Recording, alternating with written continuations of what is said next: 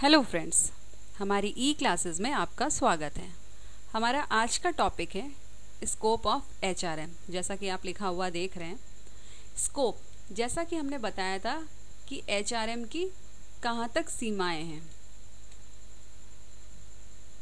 Scope of HRM, first one is procurement. Procurement, जैसा कि आप नाम से समझ सकते हैं, रिक्रूटमेंट भी बोलते हैं इसको, प्रोक्यूर करना। तो एचआर का काम होता है प्रोक्यूर करना। अब आप मशीनरी तो खरीदने जाएंगे नहीं, ऑब्वियस सी बात है, एम्प्लॉयज़ को ही हायर करेंगे। तो अपने ऑर्गेनाइजेशन के लिए बेस्ट से बेस्ट एम्प्लॉयज़ लाना एचआर का एक बहुत बड़ा ऑब्जेक्टिव होता है कि आप अच्छे बंदे कहाँ से छांटते हो, कैसे लाते हो, आपके कितने लिंक हैं कि आप सूटेबल बंदे कंपनी को प्रोवाइड करो, जैसे आपकी कंपनी को कम से कम इन्वेस्टमेंट में अच्छा आउटपुट मिलने लगे। प्रोक्यूरमेंट लाइक कोई डिपार्टमेंट है, सपोज अकाउंटिंग का डिपार्टमेंट है, उसमें टैली के लिए कोई बंदा चाहिए, तो आप टैली का बंदा हायर करोगे। तो ये एचआर का ये काम होता है कि कुछ अपना एक बैंक बना के रख लेता है, ह्यूमन रिसोर्स का बैंक बना लेता है। डेटा बैंक होता है। बैंक का मतलब ये नहीं कि आप उसमें अमाउंट डालो, जस्ट लाइक दैट कि आप जो बैंक होते हैं वो मनी डालते हैं, आपको क्या करना होता है, एम्प्लॉयज़ का डेटा रखना होता है। कहीं किसी डिपार्टमेंट में किसी बंदे की ज़रूरत पड़ी तो आप अपने डेटा से छांट लिया, अरे ये बंदा है, यहाँ सूटेबल है, टैली आती है इसको भेज दिया, कॉल कर दी कि आप आइए इंटरव्यू दीजिए। तो ये होता है procurement. Second one is training and development. आपने प्रोक्यूर तो कर लिया, फिर आपको उसको अपनी कंपनी के अकॉर्डिंग ढालना भी तो है। तो उसके लिए आप क्या करेंगे, ट्रेनिंग एंड डेवलपमेंट, उसकी ट्रेनिंग प्रोवाइड कराएंगे और अपनी कंपनी के अकॉर्डिंग उसको डेवलप करेंगे। अब टैली पे उसे आ तो गया कि हाँ चलो उसे टैली आती है, वो चला लेगा, तो उसको आपकी कंपनी से रिलेटेड कोई काम भी तो बताना पड़ेगा कि हाँ हम ऐसे करते हैं, ये वाली एंट्रीज आपको इसमें डालनी होती हैं कि ये वाले काम है, ऐसे करने होते हैं। ईडीपी का बंदा है तो आप उसको कंप्यूटर में बता दोगे कि आपको हार्डवेयर का काम करना है, सॉफ्टवेयर का काम करना है। आप ले लो रिसर्च एंड डेवलपमेंट का बंदा आया तो आप उसको बता दोगे कि आपको रिसर्च एंड डेवलपमेंट करनी है। रिसर्च एंड डेवलपमेंट में भी काफ़ी पार्ट होते हैं, लाइक सपोज कोई सैम्पल आया, तो सैम्पल की पहले एनालिसिस हुई।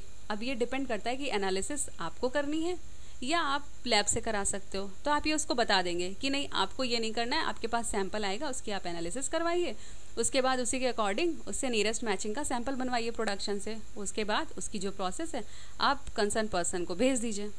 तो ये होता है उसको ट्रेन करना। उसको हमने ट्रेनिंग दे दी 15 दिन की कि ऐसे आपको काम करना है, तो और उसको डेवलप कर लिया अपनी कंपनी के अकॉर्डिंग कि हमारा और कंपनी कल्चर ऐसा हमारा है, इसमें आपको ऐसे बिहेव करना है और ये बेनिफिट्स आपको मिलेंगे। तो ये होता है training and development. Next one आता है job analysis and job description. Job analysis का मतलब होता है कि उस जॉब को ऑपरेट करने और उसकी रिस्पॉन्सिबिलिटी से रिलेटेड जो भी इंफॉर्मेशन है उसको कलेक्ट करना। और जॉब डिस्क्रिप्शन का मतलब होता है कि जो आपने एनालिसिस करी उस जॉब जो भी जॉब के लिए एनालिसिस करी है उसका जो इमीडिएट प्रोडक्ट होता है वो जॉब डिस्क्रिप्शन कहलाता है। ये एक रिटन स्टेटमेंट होता है कि उसको क्या करना है। तो आप ये भी कह सकते हैं जॉब डिस्क्रिप्शन में जॉब टाइटल आ जाएगा, आपका लोकेशन आ जाएगा, ड्यूटीज़ आ जाएंगी, क्या काम करना है, क्या हैजार्डस हैं। तो ये सारी चीज़ें job analysis and job description में आती हैं। नेक्स्ट वन आता है रिम्यूनरेशन। रिम्यूनरेशन भाई ये तो बहुत इंपॉर्टेंट पार्ट है। रिम्यूनरेशन मतलब सैलरी, आप क्या सैलरी उसको ऑफ़र करते हैं। तो ये डिपेंड करता है कंपनी नॉर्म्स पे डिपेंड करता है, एक्सटर्नल और इंटरनल फैक्टर्स पर डिपेंड करता है, कंपनी कल्चर पर डिपेंड करता है कि आपकी क्या रेपो है बाहर, उस पर डिपेंड करता है कि आप कितनी सैलरी उस बंदे को दे सकते हैं। उसकी स्किल्स पर डिपेंड करता है उस बंदे की जिसको आपने हायर करा है। भाई हाई एजुकेटेड है, हाई पोस्ट पर आया तो हाई सैलरी होगी, और लोअर उस पर आया है तो कम सैलरी होगी। बट रिम्यूनरेशन तो ज़रूरी है ना, फ्री में तो कोई काम नहीं करता है। कोई भी, आप भी हो या हम भी हैं, तो फ्री में हम काम नहीं करेंगे। तो इसके लिए सेट फॉर्मेट भी होता है कि आप उसकी सैलरी कैसे बनेगी। तो ये हम आगे आपको बताएंगे कि सैलरी कैसे बनती, ये भी बताएंगे क्योंकि ये भी एचआर का ही काम होता है। नेक्स्ट वन आता है वेलफेयर एंड इंडस्ट्रियल रिलेशन। भाई ये भी इम्पॉर्टेंट है। आपने बंदे को प्रोक्योर कर लिया, उसको ट्रेनिंग कर दी, उसका डेवलपमेंट करा, जॉब एनालिसिस, जॉब डिस्क्रिप्शन भी हो गया, उसकी सैलरी भी डिसाइड हो गई। अब होता है वेलफेयर एंड इंडस्ट्रियल रिलेशन। आपको इंडस्ट्रियल रिलेशन भी बनाकर रखना पड़ता है। इंडस्ट्रियल रिलेशन मतलब एम्प्लॉय के बीच में, एम्प्लॉय एम्प्लॉयर के बीच में और एम्प्लॉयर एम्प्लॉयर के बीच में रिलेशनशिप कि सब अच्छे से चले। ये नहीं कि एम्प्लॉयर कुछ कह रहा हो, एम्प्लॉय कुछ कहे और एक थर्ड पर्सन आप ले लो कि वो तीसरी जगह चले, ऐसा नहीं होना चाहिए। सबका फोकस एक जगह होना चाहिए। अगर हमें कोई सेट टारगेट को अचीव करना है तो जो एम्प्लॉयर कह रहा है वो एम्प्लॉय सुने और जो एम्प्लॉय कह रहा है वो एम्प्लॉयर सुने। बीच में कोऑर्डिनेशन होना चाहिए। और जहाँ तक वेलफेयर की बात है तो वेलफेयर तो अदर फैसिलिटीज़ भी एम्प्लॉयज़ को देनी चाहिए, लाइक एकोमोडेशन हो गया, HRA हो गया, एट्सेट्रा। अब आता है पर्सनल रिकॉर्ड्स। भाई ये सब कुछ हो गया, लेकिन रिकॉर्ड कीपिंग भी ज़रूरी है, होना चाहिए कि आपने किसी बंदे को हायर करा, इसका बैकग्राउंड ही नहीं है आपके पास, फर्दर अगर आगे चल करके उसने कुछ ऐसा काम करा जो कंपनी के हित में नहीं है तो आप कहाँ से ढूंढेंगे।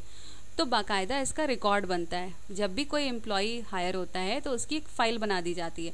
उसके जो रिलेटेड डॉक्यूमेंट्स होते हैं, एड्रेस वगैरह हो गया, नाम हो गया, कुछ IDs हो गई, सर्टिफिकेट्स हो गए, वो सब उसी में लगते हैं।